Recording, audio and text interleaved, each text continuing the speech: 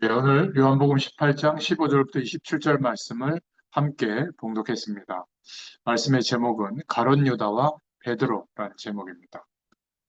저와 여러분이 날이 갈수록 감사와 감격이 더하고 새 힘이 넘치는 하나님께 주시는 그 힘과 능력으로 살아가는 삶과 또 예배가 되기를 바랍니다.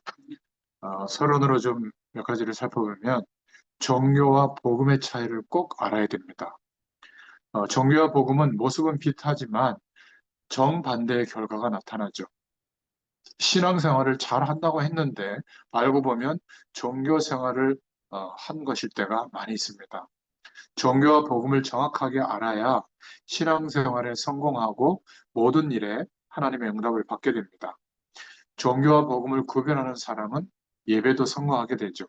그러나 종교와 복음이 구별이 되지 못하면 경건하게 살고도 삶이 힘들어지고 선하게 살고도 나중에 문제가 생기고 열심히 최선을 다해서 살았는데 한계에 봉착하게 되고 해결할 수 없는 심각한 문제들이 생기게 됩니다. 오늘 말씀에 등장하는 가룟 유다와 18장에 보면 나오는데요. 베드로는 종교와 복음의 차이를 드러내는 인물들입니다. 제자들이 예수님을 팔아먹고 부인하고 예수님은 지금 재판을 받고 십자가에 못 박히시기 직전이죠. 오늘 말씀 속에서 베드로와 가룟 유다라는 두 인물을 통해서 우리도 베드로나 가룟 유다처럼 예수님을 팔아먹고 또는 부인할 때가 많이 있다는 거 우리가 생각해 봐야 됩니다. 그래서 세 번째, 베드로는 어, 자신의 무능함과 연약함을 솔직하게 인정했다는 것. 저와 여러분이 가룟 유다의 자리에 있지 않고 베드로의 자리에 있다는 사실에 감사해야 될 겁니다. 연약하고 부족한 우리에게 가룟 유다에게 일어난 일이 일어나지 않고 베드로에게 일어났던 일이 실제로 우리에게 일어나고 있죠. 무능하고 연약하고 비겁하고 배신까지 했던 베드로가 초대교회에 또 사도행전에서 세계적으로 쓰임 받았다는 것을 볼 수 있습니다. 베드로가 잘했다거나 훌륭하거나 기도를 많이 해서가 아니죠. 베드로는 주님은 그리스도십니다. 살아계신 하나님의 아들이십니다. 이 고백을 드렸어요. 자신의 무능함과 연약함을 하나님 앞에서 솔직하게 인정했죠. 주님 앞에서. 그래서 우리가 기억해야 될 것은 완전함을 자꾸 추구하려고 하는 것은 종교입니다. 내가 불완전하다는 사실을 계속 인정하는 것이 복음의 출발이 되죠. 나는 하나님 앞에 진노를 받아 마땅한데 예수님은 완전하시다. 그 예수님의 의로 인하여 우리가 구원받았다. 이 사실을 인정하고 고백하는 것이 복음의 출발입니다. 내가 결심하고 결단하고 계획 세우고 최선을 다해서 노력하고 기도 많이 해서 높은 수준의 경제에 올라가려고 노력하는 것은 종교예요. 그렇게 하지 말라는 게 아니라 그것으로 뭔가 결과를 기대하면 항상 훈련받아야 돼요. 아마 숨 떨어지기 직전까지 훈련을 못 받아서 그런 줄 알아요. 그렇지 않습니다. 훈련이 필요하긴 하지만, 어, 종교와 복음의 차이를 구분할 줄 알아야 됩니다. 사람들이 볼 때는 종교 생활을 열심히 하는 쪽이 훨씬 근사해 보이고 신앙생활 잘하는 것처럼 보여요. 그런데 성경은 우리의 전적 부패, 전적 타락을 말씀하고 계시죠. 하나님의 은혜가 아니고는 절대로 소망이 없다는 사실이에요. 나에게 부족함이 있다고 인정되어지는 만큼 우리는 누구를 의지하죠? 주님을 의지합니다. 성령께서 오히려 더 부족한 것 같은데 역사하세요. 그렇지 않겠습니까? 아마 착실하고 성실하고 모범적이고 최선을 다하는데 교회도 열심히 나와요. 우리가 볼 때 괜찮은 분이라고 생각하잖아요. 하나님의 기준은 좀 다를 수가 있어요. 저는 이를 권해서 죄송하지만 전 집사님, 전일 집사님 같은 분 보면 참 귀하다. 저 같으면 교회 안 나옵니다. 지금 출근해야 되는데 시간이 쫓기는데 어? 좀 쉬었다가 여유 있게 출근해야 돼. 막 헐레벌떡 오셔가지고 막 기도하시고 또 어떤 때는 제가 또 설교가 요즘 좀 길어져가지고 이러고 가세요. 그리고 지난주에 이제 기도를 부탁했는데 기도를 아주 성실하게 잘 준비하셨더라고요. 하나님이 기뻐하시는 기도들을 하고 있거든요. 왜 익숙한 그 중직자들의 기도는 없어요, 저희 교회는. 그래가지고 이 기도하는 걸 들어보면, 야, 참 하나님이 기뻐하시겠다. 그냥 날것의 기도가 많아요. 진실되게. 정말 은혜를 제가 많이 받고 하나님이 기뻐하시는 그 기도라고 보는데요. 여러분, 우리 자신의 무능함과 연약함을 인정하는 데서 복음적인 시작이 되는 거예요. 완벽하면 좋죠. 근데 그런 사람이 누가 있겠습니까? 목회자들이 범하기 쉬운 실수가 뭐냐면 자기가 완벽하다고 착각할 때가 있거든요. 근데 교인들은 보잖아요. 성도들은 얼마나 이상한지 목회자를 볼 때. 본인은 그걸 못 봐요. 항상 복음 앞에 자신을 비춰보면 성령을 의지하게 되거든요. 이게 복음의 시작이에요. 그래서 신앙생활은 쉬운 것이고 복음은 되어질 수밖에 없다는 것을 알게 되는 겁니다. 이것을 잘 모를 때는 열심히 하는 것 같은데 뭔가 잘 안 돼요. 계속. 제가 전에 그랬습니다. 그리스도와 이 복음과 이런 축복들을 모르고 뭔가 이제 목회자니까 열심히 해야 되잖아요. 전도도 하려고 하고. 근데 잘 되지도 않았고 어떻게 해야 될지도 몰랐어요. 이렇게 같은 사람을 만나서 말씀 운동을 지속해야 될 이유도 없었고 또 별로 나한테 도움이 안 되면 얼른 발걸음을 끊죠. 그래서 유명하거나 대단하거나 나한테 유익이 될 사람을 주로 만나려고 하지. 그런 사람들이 저 같은 사람들을 만나주겠어요. 아니, 목회자 주변에 다 힘들어하는 사람들 천진데 그 사람들한테 가서 꾸준히 말씀을 전달해 줘야 될 거 아니에요. 저기는 1시간 넘게 걸려서 못 가고. 이거는 내가 지금 운동을 해야 되는데 그 시간하고 겹쳐서 못 가고. 그럼 언제 가겠어요? 공예배 다 드리고 빼면. 참 그런 것들이 안타까운 것이죠. 제가 현장에 가서 말씀을 증거해 보니까 정말 복음이 필요해요. 그리고 하나님이 함께하는 은혜가 필요해요. 어제도 저 의정부에 갔다 왔는데 의정부에서 제가 광명가이도 가잖아요. 딱 퇴근 시간이라 한 2시간 좀 넘게 걸리더라고요. 근데 그게 기쁜 거예요. 그 많은 밀리는 차들을 내가 이렇게 보면서 그 사람들은 무엇 때문에 저렇게 열심히 가고 있을까 밀리면서 저는 이유가 있잖아요. 그리고 막 황송해 하더라고. 먼 거리까지 오셔가지고. 그래서 그런 얘기를 했어요.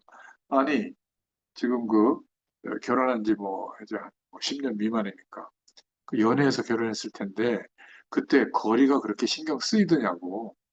결혼하기로 막 마음을 먹을 때 아치였대요. 똑같다고. 뭐 예배당이 멀다 어쩌다 그거는 사실은 중요하지 않다. 하나님이 함께하는 은혜가 정말 내게 크게 응답으로 오게 되면 그런 게 뭐가 문제가 되겠냐고. 돈 벌러는 막 몇 시간도 가잖아요. 그렇지 않습니까? 가서 뭐 돈도 띄고 못 받기도 하는데 학자까지 하잖아요. 왜 예배하고 하나님의 은혜 받는 데는 계산하냐 그 말이에요. 참 이런 것들이 안타까운 겁니다. 그러니까 복음을 알게 되면 신앙생활은 쉬운 거예요. 지금도 여전히 저는 전도할 줄 모르고 잘 안 됩니다. 그런데 전도가 그냥 돼요. 어, 뭐 별말이 아닌데 말씀을 청종하게 하시고 또 그 말씀을 듣고 변화가 일어나고 왜 그렇죠? 저의 출발이 복음이기 때문에 그런 것 같아요. 내가 연약한 가운데 그리스도가 존귀하게 드러나면 될 줄로 믿습니다. 그래서 종교 생활을 좀 이해해 보면 6번째로 가룟 유다와 베드로의 차이인데 인간적으로 보면 별 차이가 없습니다. 둘 다 형편없는 사람이죠. 괘씸하고 멸망받아 마땅한 사람이에요. 하나님께서 그 죄악을 감찰하실진데 누가 주 앞에 서리까마는 사유하심이 주께 있음은 주를 경외케 하려 하심이니이다. 이게 시편 기자가 고백했거든요. 하나님은 불꽃 같은 눈으로 우리의 죄악을 감찰하시면 아무리 의롭고 착한 사람이라도 하나님 앞에 설 사람이 없는 겁니다. 그래서 마태복음 12장 43절 45절에 보면 종교 생활의 한계를 분명히 표현하고 있죠. 집 나간 귀신이 물 없는 곳으로 다니다가 쉴 곳을 찾지 못하고 자기가 거하던 집에 돌아와 보니까 비고 소재되고 술이 되었거늘 자기보다 더 악한 귀신 7을 데리고 들어오매 이 사람의 나중 형편이 전보다 심하게 되었더라. 이렇게 말하고 있잖아요. 그리스도 없이 마음을 비우면 사단이 거하기 좋은 장소가 되죠. 그게 종교 생활이에요. 많은 사람들이 메마르게 되었기 때문에 첫사랑을 회복시켜 달라고 기도합니다. 처음 예수 믿을 때는 막 감격도 되고 눈물도 나고 교회 가는 것이 신이 나서 기대가 되고 했는데 날이 가면서 시들해지고 또 냉랭해지고 이제는 막 부담되고 이게 종교 생활의 모습이 결과거든요. 종교 생활 하다가 예수가 그리스도라는 복음을 알고 거기에서 저도 삶의 목적과 이유를 발견하게 됐고요. 방향을 거기에 맞추기 시작한 그 이후로는 갈수록 저는 감격이 오더라고요. 또 예배가 기다려지고, 어, 제가 어제도 한 조금 늦게 왔나? 그런데 또 새벽에 또 차를 몰고 가서 또 예배당에 가서 좀 새벽 기도 하잖아요. 저희 사모하고 같이. 근데 막 그 기다려지고요. 집에서 새벽 예배를 인도할 때는 다 자고 있으니까 조용히 이렇게 속삭이면서 하고 그리고 찬송을 어디다 불러요. 기도도 막 이렇게 북받쳐 오르는 기도 할 때도 있잖아요. 못해.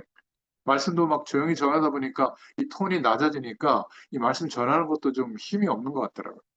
근데 교회에서 하니까 찬송도 한 곡 딱 부르고 소리를 막 진짜 말씀 전하는 게 오히려 힘이 나더라고요.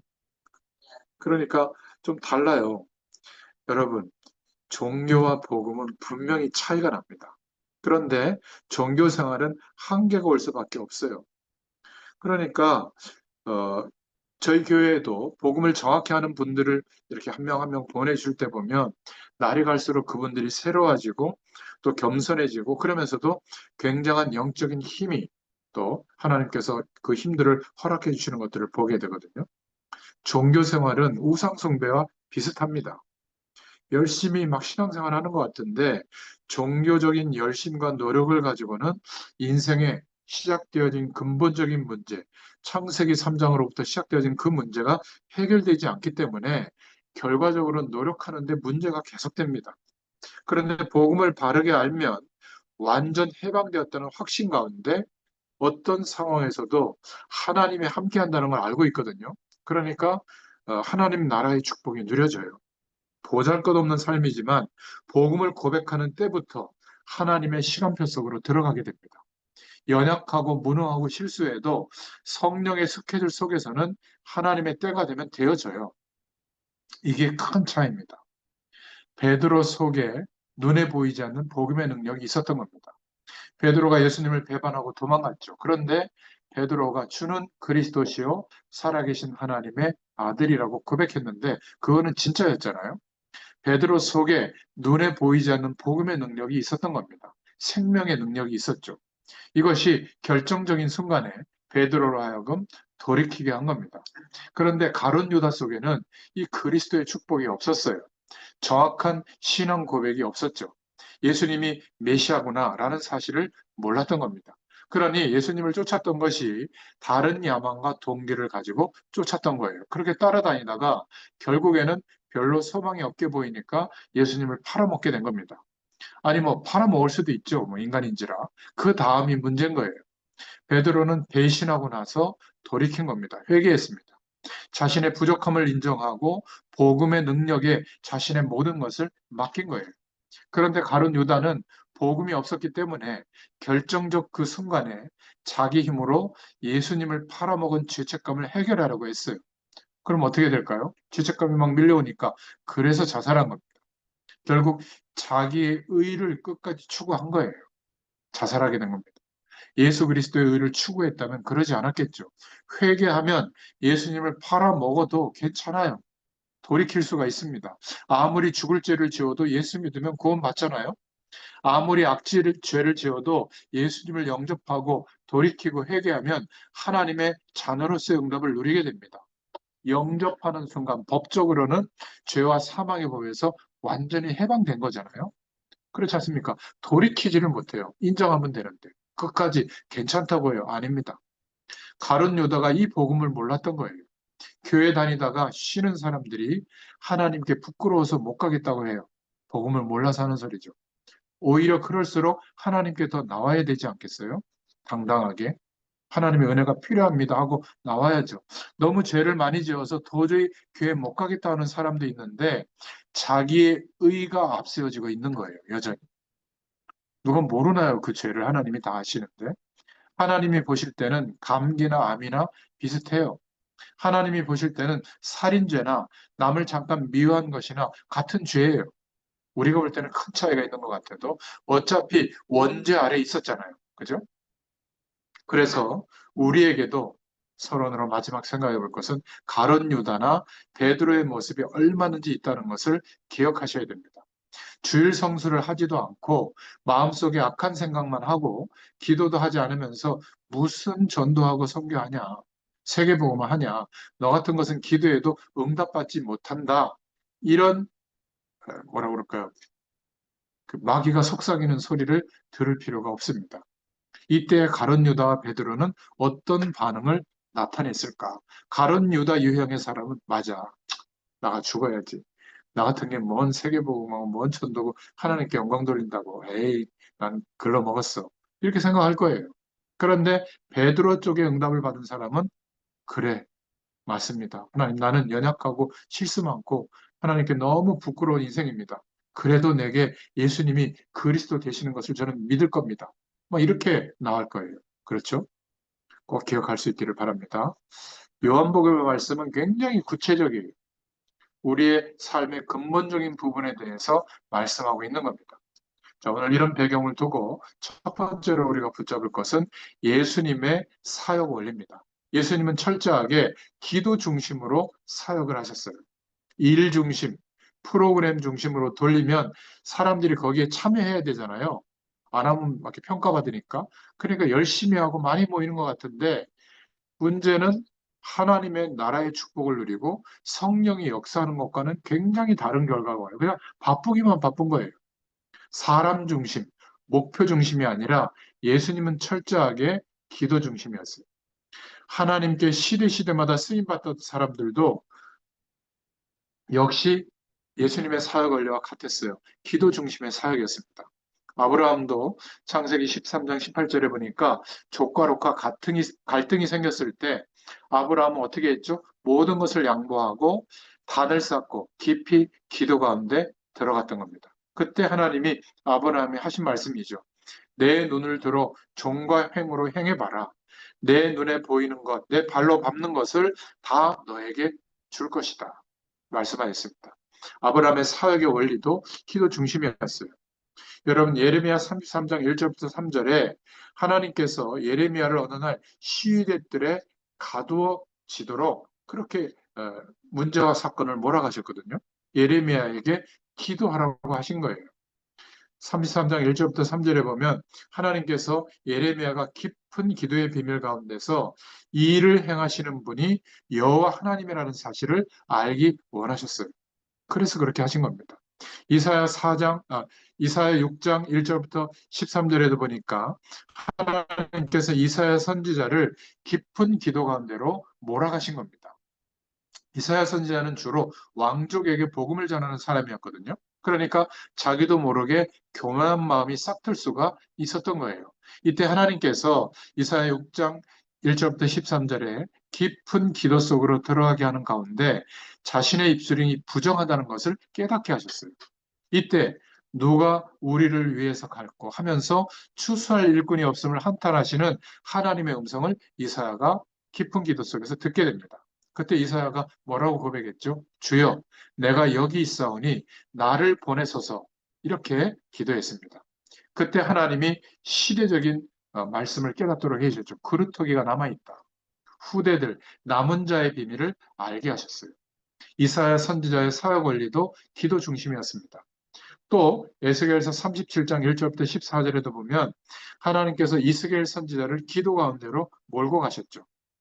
골짜기에 가득 찬 마른 뼈 환상을 보여주시면서 이 마른 뼈가 이스라엘인데 이들에게 생기를 부어 넣어라.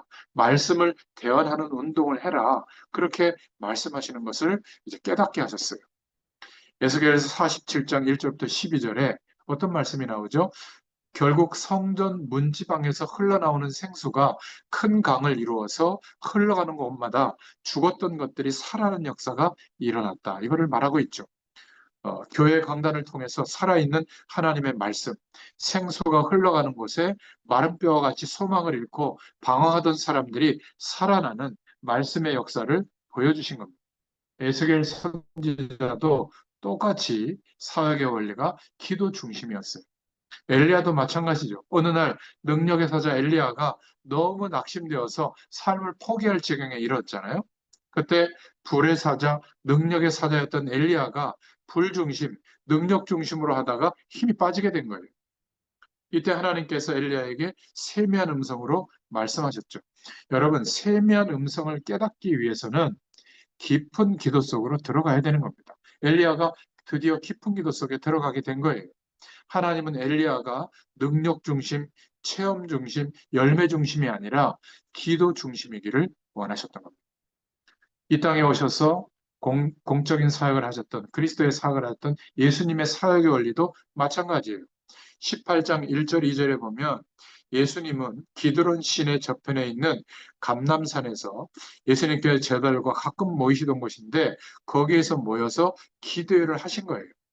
누가복음 22장 39절에도 보면 예수님께서 습관을 쫓아 감람산에 가시매 이렇게 말하고 있거든요. 철저하게 예수님도 기도 중심의 사역을 하셨던 겁니다. 누가복음 6장 12절, 마태복음 14장 23절에 보면 밤이 맞도록 기도하셨다. 마가복음 1장 35절에 새벽 오히려 미명에 기도하셨다. 새벽 기도, 철야 기도 예수님이 모범으로 시작하신 거예요. 십자가 중요한 사건을 앞두고 겟세마네에서 기도하신 것이죠. 기도 중심이셨어요. 그때 누가복음 22장 39절부터 44절에 겟세마네에서 마지막 기도를 하실 때도 자기의 요구를 관철시키는 기도가 아니라 아버지의 원하시는 뜻대로 되게 해달라고 기도했던 겁니다. 이때 주의 사자들이 나와서 힘을 돕더라 이렇게 말하고 있죠. 복음을 알고 바로 알고 우리가 기도 중심으로 인도받으면 우리의 삶의 모든 영역에 하나님 나라의 배경, 영적 배경이 깔리게 될 줄로 믿습니다. 성령께서 역사하시고 하늘 군대를 움직이시는 거예요. 이런 인도받는 원리가 우리에게도 동일하게 기준으로 삼아지기를 축원합니다. 자, 그러면 두 번째로 가룟 유다가 배신하는데요. 이 내용을 좀 보도록 하겠습니다. 가룟 유다가 왜 예수님을 배신하고 베드로가 왜 예수님을 부인했을까? 누가복음 22장 45절부터 46절에 보면 결국 기도에 실패해서 그래요.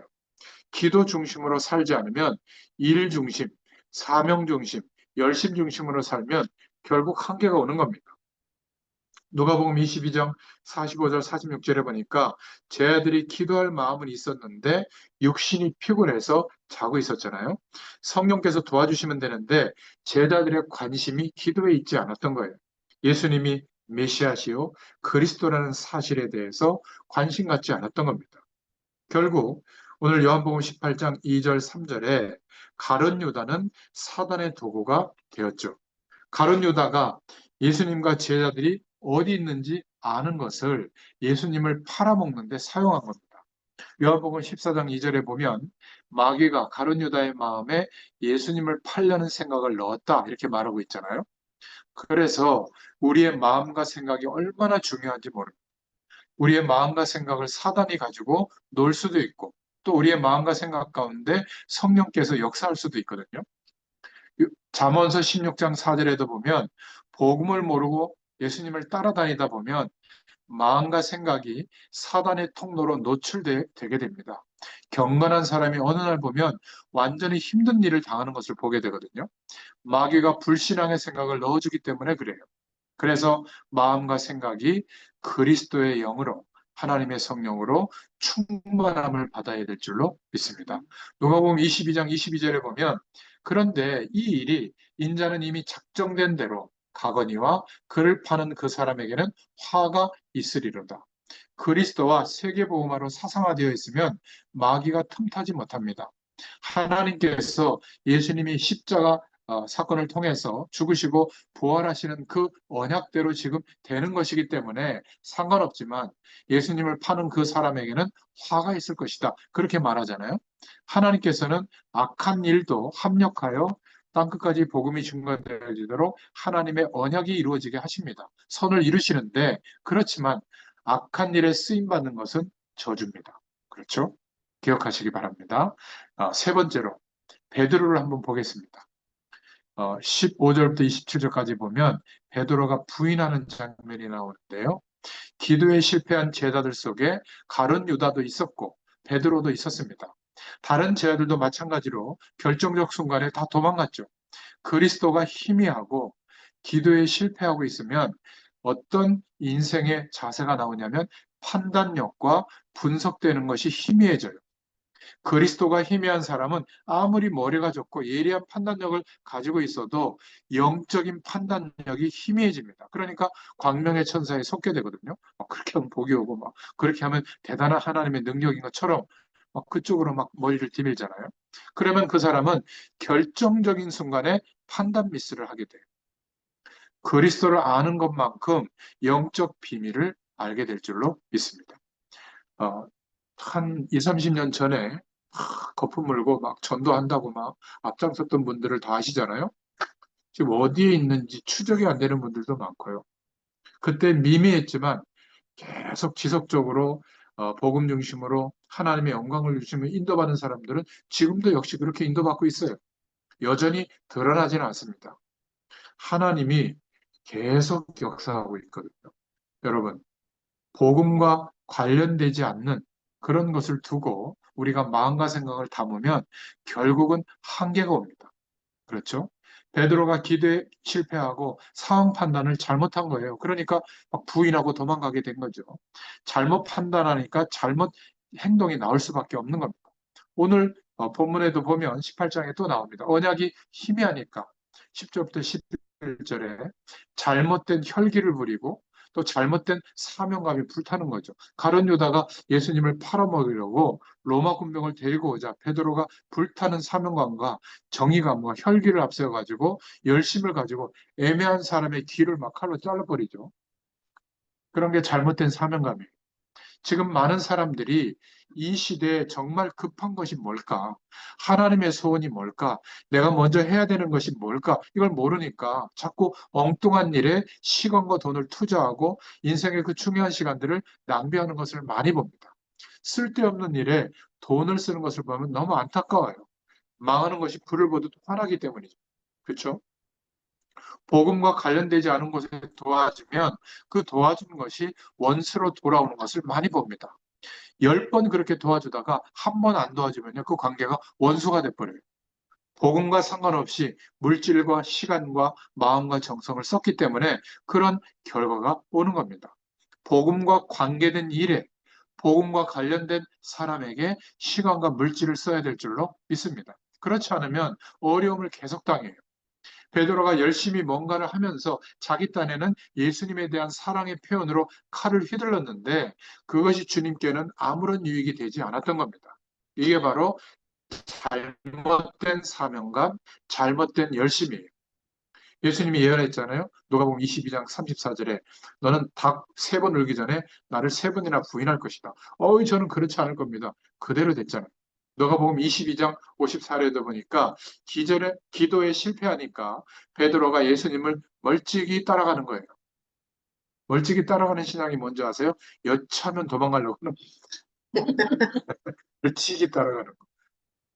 늘 앞장설 수가 없어요. 그러니까 늘 대비책을 세워놓고 양다리 걸치고 신앙생활하는 사람이 얼마나 많은지 몰라요. 그렇잖아요.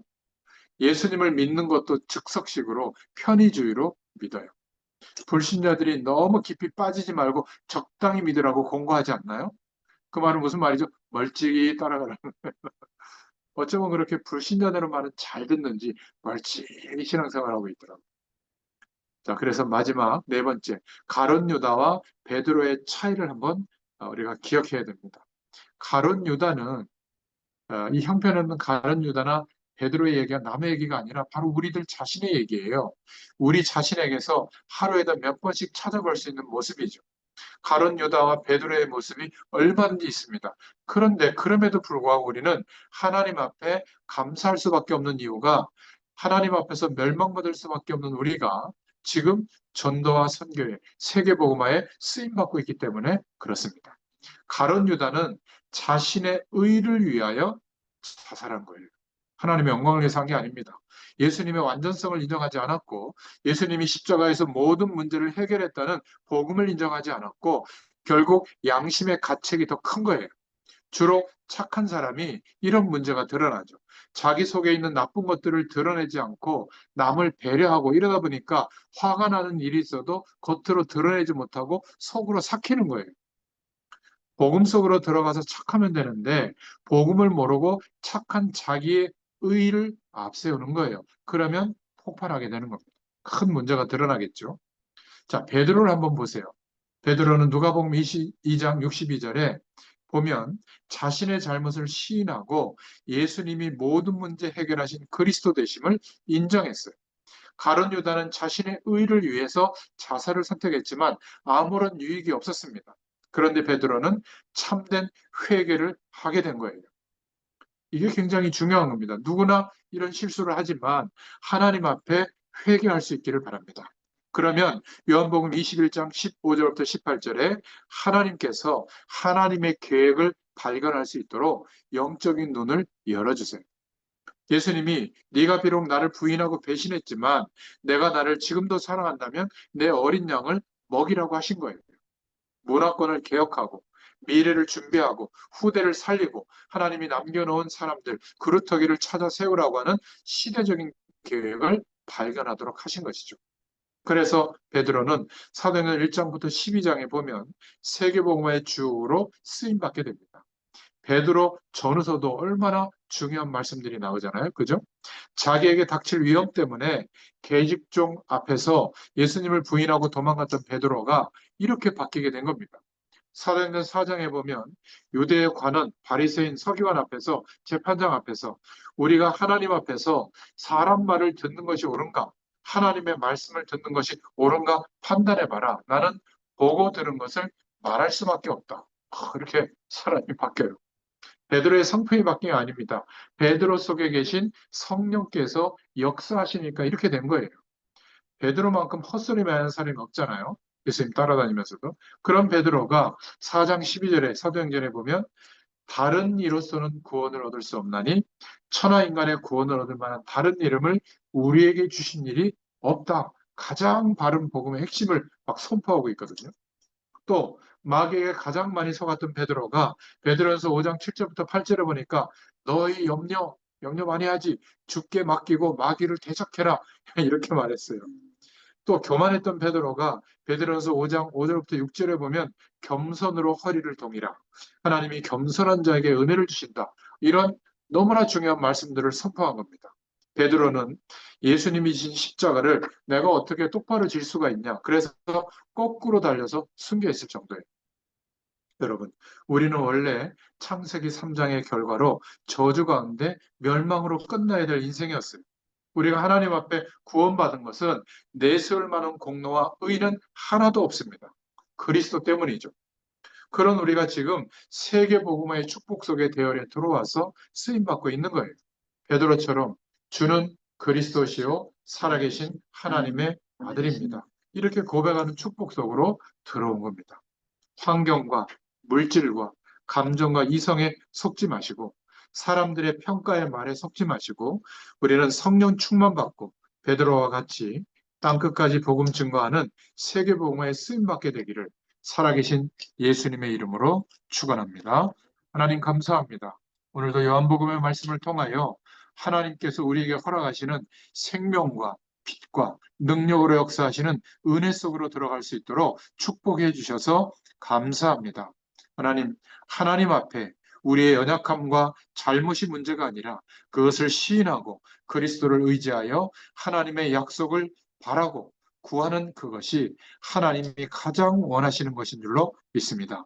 하나님의 능력을 가지고 당당히 우리의 모든 현실과 세상을 넘어설 수 있도록 주님께서 역사하여 주시옵소서. 감사드리며 예수님의 이름으로 간절히 축복하옵고 기도하옵나이다. 아멘. 감사합니다.